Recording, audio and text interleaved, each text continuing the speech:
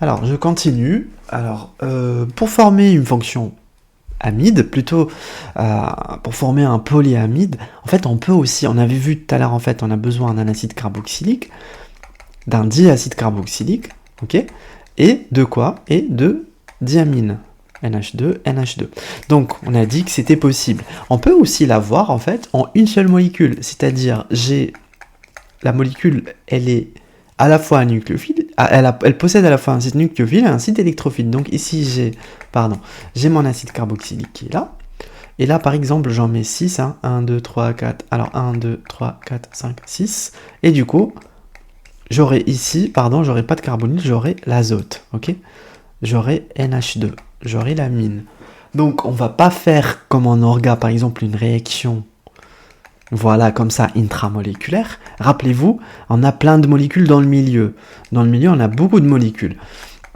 Comme ça. Donc, on va plutôt dessiner une deuxième molécule à côté. Donc, je vais la dessiner avec une autre couleur.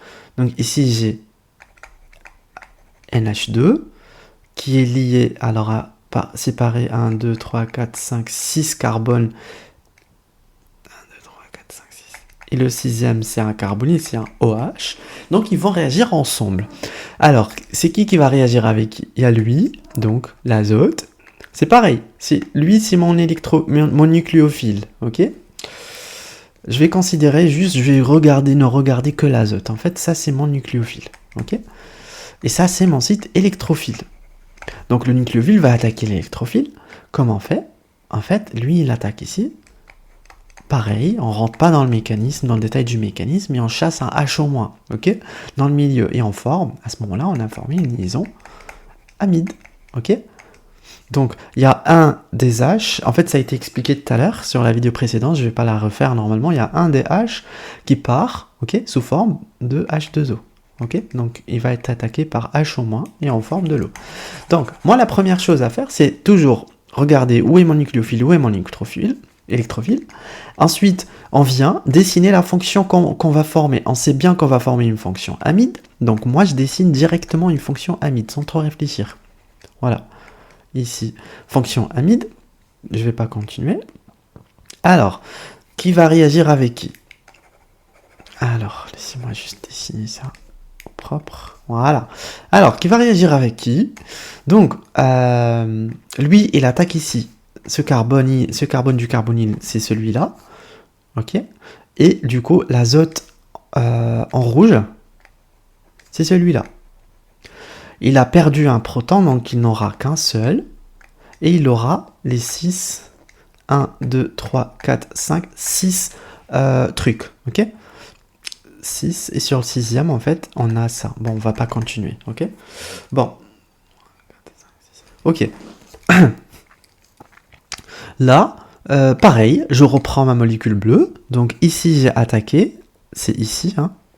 J'ai attaqué. Qu'est-ce que j'ai formé? J'ai ça. 1, 2, 3, 4, 5.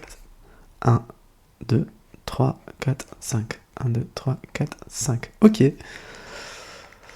6. Et là, il me faut quoi? Il me faut mon azote. Donc pareil, l'azote. Il n'aura qu'un hydrogène et il va être lié sûrement pour garder toujours la même fonction. On aura toujours lié les deux molécules par des mêmes fonctions. C'est-à-dire ça va être forcément un truc comme ça, ok, pour former un amide.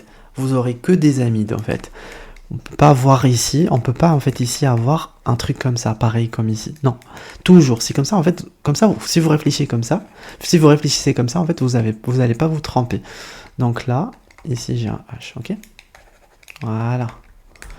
Donc comme ça. Alors, je vais pas continuer parce que voilà, ça sert à rien. Je vais vous dire maintenant qu'est-ce qu'il faut faire. Il faut rajouter ce qu'on appelle les crochets, en fait les monomères et le N. Ok. Le monomère c'est quoi? Je regarde, je note. Moi je dis comme ça. Bon, celui qui a attaqué c'est mon azote. Donc ici j'en ai un qui a attaqué. Et celui qui est là. Celui qui a été attaqué, c'est mon carbonyle. Donc, il est là. Ok. Le H au moins, rappelez-vous, il est parti, on ne le compte pas. Donc, j'ai besoin de quoi? J'ai besoin de lui, donc l'azote. Il m'en faut un. Il est là. Super, je vais l'entourer. En fait, il faut vraiment garder la stoichiométrie. Ce qu'on avait au départ, il faut qu'il soit dans le monomère ici à l'intérieur, ok? Bon, ici j'ai mon azote. Coucou. Alors, ici j'ai mon azote. Et là j'ai quoi? J'ai mon... Et là j'ai ça. J'ai mon carbonyle, ok? Voilà. Et du coup, comment on va faire? J'ai les deux, je les entoure. C'est tout bon pour moi. Il va me rester quoi? Il va me rester 1, 2, 3, 4, 5, 6. Donc il va me rester tout ça. 1, 2, 3, 4, 5, 6. Donc je prends comme ça. Comme je vous ai dit tout à l'heure. Le premier site, et on arrête ici en fait. Il ne faut pas aller vers le deuxième site qui existe sur la molécule. Donc on arrête ici, on met N. Ok, on ne compte pas le carbonyle. Le C du carbonyle, on ne le compte pas. Donc on s'arrête au 6e carbone, au 5e carbone là. Qu'est-ce qu'il y a? Attends. J'arrive. Non. Et là, en fait, on continue. Pareil, ici, qu'est-ce que j'ai? J'ai en fait, si je rajoute le reste, ça va être une répétition. Ok? Donc, je suis obligé de m'arrêter ici. Ok? Je m'arrête là. Voilà. Je m'arrête là. Qu'est-ce que j'ai? J'ai en fait mon carbonyle, lui. J'ai mon azote qui est là. Et j'ai le groupement alkyle. Donc ça revient à la même molécule. En fait, c'est comme si on avait une... En fait, quand c'est la même molécule, vous ne faites pas le double. En fait, il ne faut pas doubler, c'est-à-dire aller jusqu'à là. Ok? Non. En fait, quand c'est la même molécule, moi je dessine le double juste pour pas me tromper. C'était pour vous, en fait, pour pas vous introduire dans une erreur et vous allez en fait faire une réaction intramoléculaire. Et là, vous finissez par obtenir votre produit. Ok? Donc, en fait, c'est comme si on avait une seule molécule comme ça. Vous voyez? Une seule molécule comme ça. Et du coup, là, j'ai mis mon azote, il est là. Et là, j'ai mis mon carbonyle qui est juste à côté. Voilà. Et il ne faut pas que j'oublie la chaîne alkyle. Elle est bien ici. Ok? Voilà. Et ça continue, ça se répète. Voilà. C'est tout. Donc il faut faire attention à ça. Quand on a par exemple deux sites comme ça, nucléophiles, et deux sites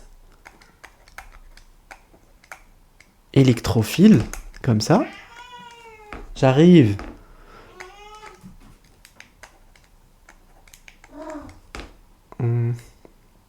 Non, non, non, pas ici. Allez, viens. Non, pas ici, pas ici, pas ici. Oh, ma belle. Ah non, tu m'as griffé.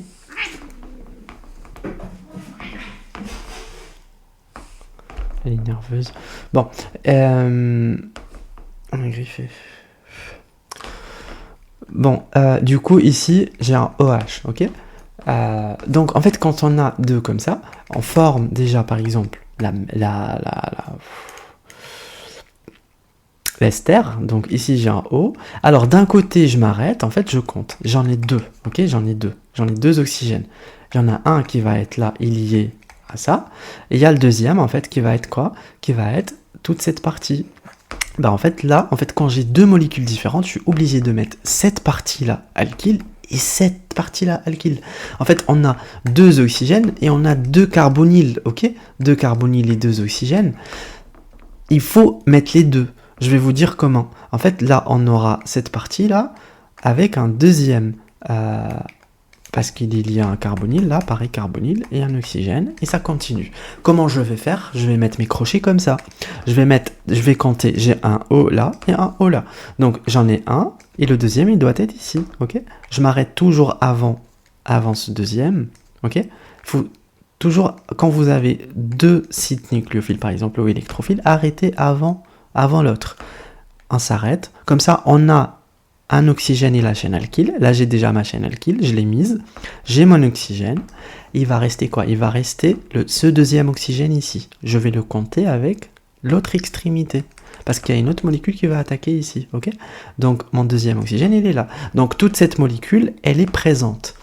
Les OH, on sait bien que d'un point de vue mécanistique, en fait, ils vont partir. Donc, on va pas s'attendre à avoir d'autres oxygènes comme ça, parce qu'ils ont été remplacés par ces oxygènes en bas, parce qu'on attaque ici et on chasse ça. Ok? Donc, il me faut quoi? Il me faut ces doublons O et tout ça. Donc, tout ça, c'est là. C'est pour ça qu'en fait, on est obligé de compter de faire comme ça. Okay, quand il y a les deux molécules qui ne se ressemblent pas, on va avoir un truc comme ça, il faut tout compter. Faites attention, quand la molécule est la même, c'est-à-dire elle réagit avec la même chose, avec la même molécule, il ne faut pas doubler comme ça, ok? Il ne faut pas compter oxygène, oxygène, carbonyle, carbonyle. Là, si j'avais compté comme ça, en fait, avec la molécule que j'ai dessinée ici à côté, j'aurais en fait 2 carbonyles et 2 azotes. Mais non, c'est faux. Il faut vraiment le voir comme si on avait là une seule molécule, et du coup, on a le polymère, le monomère, il est juste comme ça, en fait. Voilà, ok? Je transforme ma liaison azote en carbonyle. Ça, par exemple, j'enlève le OH et je mets un azote, mais je m'arrête ici, par exemple, ok? Voilà, il ne marche plus. Voilà. J'espère que vous avez compris. Si vous n'avez pas compris ou que j'ai peut-être mélangé les choses... Ah, je me suis fait griffer. Bon, et que j'ai peut-être mélangé les choses, bah, je suis désolé, mais mettez-le en commentaire, je vais essayer peut-être de faire une autre vidéo. Mais bon.